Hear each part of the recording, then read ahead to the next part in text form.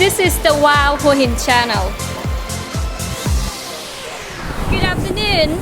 Welcome to Hua Hin channel. Today we at the beach. This is a very special place. It's only 12 kilometers from Hua Hin. This place is called the Sailing Club Hua Hin.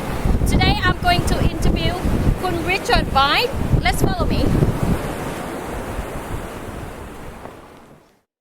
Can you please tell me a little bit about the Hua Hin Club? Sailing club here? Yeah, sure. I started this club 7 years ago when I retired from my terribly difficult job taking golfers around the world, and got bored within 3 weeks of retirement, and so I thought I'd better go and do something with my time. And this is what I used to do when I was in my 20s, which was teach sailing. And so initially I just bought one boat for myself and one for the kids, and then I thought, there's no sailing here, why don't I buy a few more boats and see if we can get some sailing going in Hua Hin? And that's what I did 7 years ago. Wow. The people, that interested to do the sailing, do they have to have like some kind of experience or? Absolutely not. We are here, we're a sailing school. We teach people to sail. Of course, we're a members club. If you know how to sail, you can come along. But we offer these courses every week, every Tuesday to Friday. We do a 4-day course that we call Zero to Solo, which is for kids and for adults. And it's 2,500 baht for kids, 3,600 for adults, and it's 4 days. And at the end, we hope you'll be able to sail. What's the youngest age for the kids, that they can do the sailing? It's a little bit thing, but we say 8 because that really is the youngest. But if you've got a toughy kid who's 7, we could take them. But they've got to be quite strong to hold the boat. That's all. Yeah. Basically, any kid can do this. The most important thing is that they're not scared of the water. So if they're good swimmers and they like being in the waves and the water, they'll love sailing. This is the Hua Hin channel.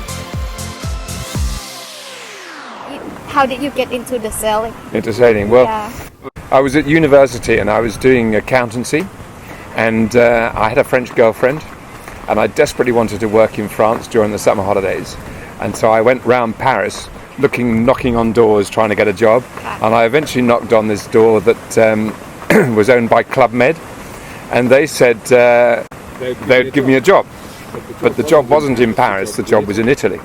And so when I got to Italy, I realised that the accountants didn't have as much fun as the sailing crew. So I got my friend to teach me how to sail in the lunch times, and then the next year I went back as a sailing instructor, and that's when I really got into the idea of sailing. And very soon after I left accountancy for good and carried on permanently at Club Med for 3 years. How old were you at that time? I was 24, 25. Okay, you didn't have any experience before you did? No. Okay. No. And so I did sailing for like 3 years with Club Med. We went all over the world, Israel, Caribbean, all around the Med. And but after that I had to leave sailing and start some sort of job. And so I started a tour operation in Gulf. Were you in did you join some kind of event with the sailing?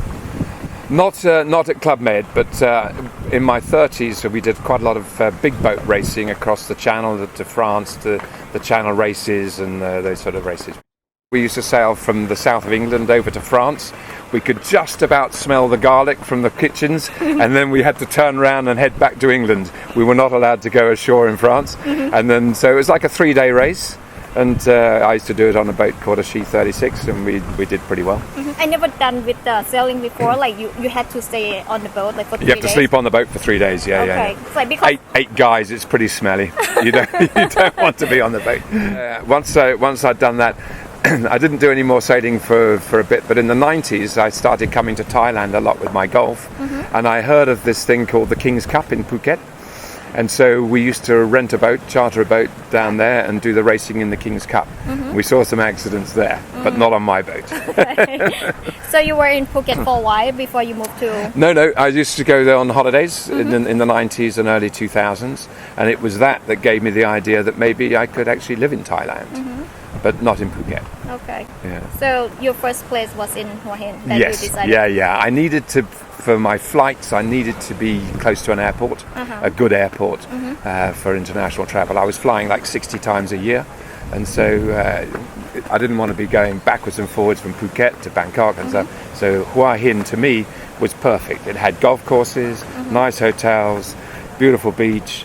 Nothing more could a man want when you're living in central London. This was perfect. With the sailing, when you go in the water, can you do like every day, like if it rains, like when there's a big storm, or? The only limiting factor is the amount of wind. If it's so windy that your skill level isn't high enough. But rain, thunderstorms, you don't want to be out in a thunderstorm. When the lightning strikes, you've got the only metal thing out there. You don't want to be in a boat when the thunderstorm is going on. But well, when people that like they have interest to do the sailing, like what month that you would suggest for them to come? Like to do here in Hua Hin, you can sail for adults easily all year round. Okay. But for the kids, for learning, we prefer from like the rainy season, because the wind comes from the shore, and then the sea is nice and calm, and it's easier for the kids, for the small kids. Okay. Bigger kids all year round. We pair a beginner up with somebody who's done a few lessons, and they go two to a boat, and they sail around, and when they've done an hour or so, an hour and a half of that, they come back to the shore, have a glass of water or something, and then we take them round in the power boat. You can see the power boat that we've got down there, and we do water skiing with them and wakeboarding and stuff like that in the afternoon. So it's a day on the water. Yeah. It's all that you have many kind of boats here. Can you tell me like what kind of boats for the sailing? Right. Well, in Asia, most clubs sail with lasers for adults. This is an Olympic class boat that's been around for 50 years, very, very popular around the world. They've made over 220,000 of them around the world. So every country you go to has lasers. They're very competitive boats, and if you like racing, you can sail a laser in a race everywhere in the world. And the other boat that we have is for the kids, and this is an Optimist. And this again is very popular in Asia and around the world, and you can go to any level of competition with this boat.